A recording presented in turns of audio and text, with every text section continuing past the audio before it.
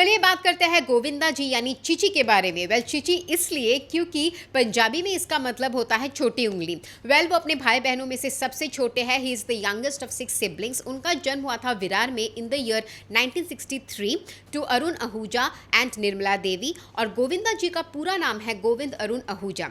उनके पापा आए थे 1920s या 30s में मुंबई में, और वो भी एक्टर थे जिन्होंने लगभग 30 फिल्मों में काम किया। लेकिन फिर उन्होंने एक मूवी प्रोड्यूस की जो फ्लॉप हो गई। उसके बाद वो लोग कार्टर रोड से शिफ्ट होके डायरेक्ट विरार पहुंच गए, और गोविंदा जी का जन्म भी विरार में ही हुआ। गोविंदा जी के 6 भांजे और 2 भांजियां भी है, जिनमें से फेमस है कृष्णा अभिषेक, आरती सिंह और रागिनी खन्ना। गोविंदा जी की शादी हुई थी सुनीता आहूजा से, और 4 सालों तक मीडिया से ये बात उन्होंने छुपा के रखा था। After that he was blessed with a son and a daughter, और दोनों ने ही हिंदी मूवीज में अपनी जर्नी शुरू कर दी है। गोविंदा एथनिकली भी डिफरेंट बैकग्राउंड से आते हैं। उनके दादा दादी पंजाब साइड के थे, तो उनके ननिहाल यूपी साइड के थे। इसीलिए शायद उनकी भाषा में दोनों राज्यों का एक एक्सेंट जो है वो सुनने को मिलता है।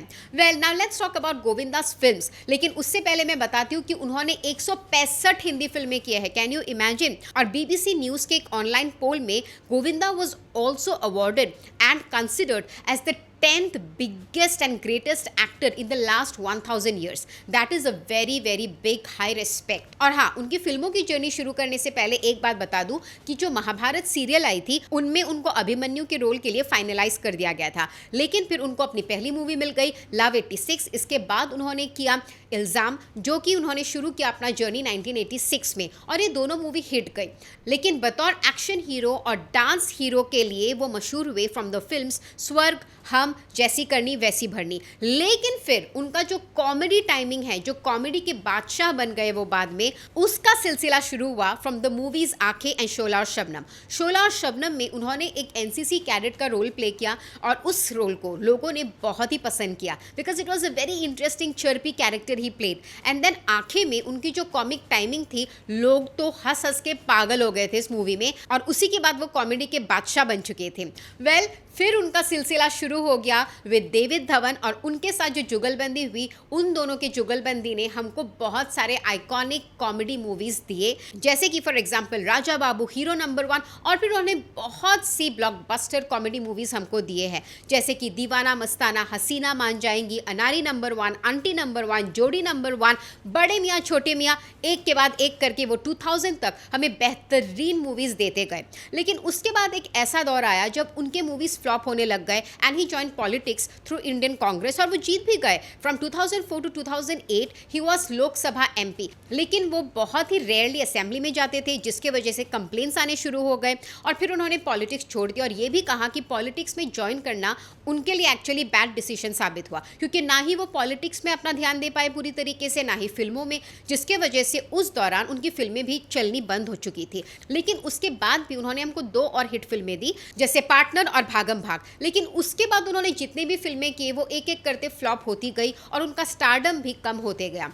उसके बाद वो रियलिटी शोज में एज ए जज दिखे, एंड देन नाउ उन्होंने रिसेंटली शिवसेना ज्वाइन किया है, leaving Congress party back then, और एकनाथ शिंदे जी ने उनको खुद इन्वाइट किया to join Shiv Sena. Recently he met with an accident, जहां पे उन्होंने अपने खुद के पैरों पे खुद से ही गलती से फायर कर दिया अपने लाइसेंस रिवॉल्वर से, जिसकी वजह से वो हॉस्पिटलाइज्ड हो गए। लेकिन finally now the bullet is out of his leg, और वो सेफ है। उनकी वाइफ और फैमिली ने भी कहा है कि now he is no more unsafe, तो ये चलिए अच्छी बात है। Hope he recovers pretty well.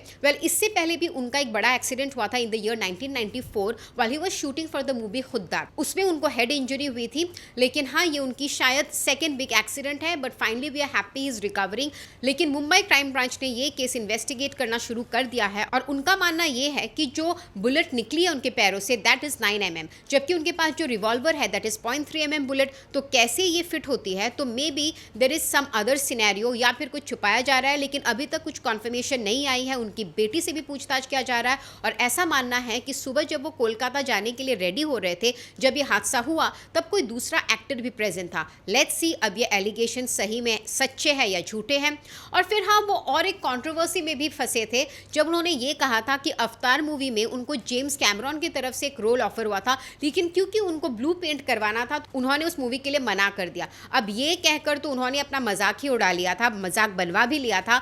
तो पता नहीं ये उन्होंने ऐसा क्यों कहा था, लेकिन सीबीएफसी के चीफ प्रहलाद निहालनी ने उनके ये क्लेम्स को साफ मना कर दिया था। Well, that was all about Govinda and his life. So देखते हैं कि अभी उनके लाइफ से और क्या इंटरेस्टिंग अपडेट्स आते हैं, उनके अपकमिंग फिल्मों के बारे में भी हम आपको बताएंगे। That was all about today. Keep watching bazooka reviews.